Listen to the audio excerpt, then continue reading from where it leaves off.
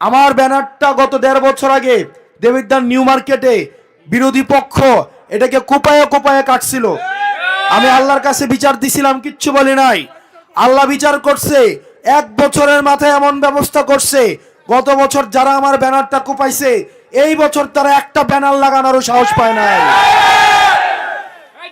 যারা আমার মা বোনদেরকে হিজাব টেনে খুলে ফেলতে চায়, যারা ভোট চাইতে গেলে যারা হেনস্থা করে, কিচ্ছু বলার দরকার নাই। আল্লাহ উপরে আছে। এই দাম্ভিকতা, এই অহংকার ধুলায় মিশাই দিবে ইনশাআল্লাহ। আমার নেতা কর্মীদের প্রতি আহ্বান জানাবো, যারা আমার ভোট করবেন তাদের প্রতি আহ্বান জানাবো, আপনারা কোনো ধরনের কোনো ষড়যন্ত্রের ফাঁদে পা দেওয়ার দরকার নাই। ব্যানার যদি ছিঁড়ে ফেলুক, একটা ব্যানার ছিঁড়লে প্রয়োজনে আবার 2 ঘন্টা পরে গিয়ে 5টা লাগানো যাবে।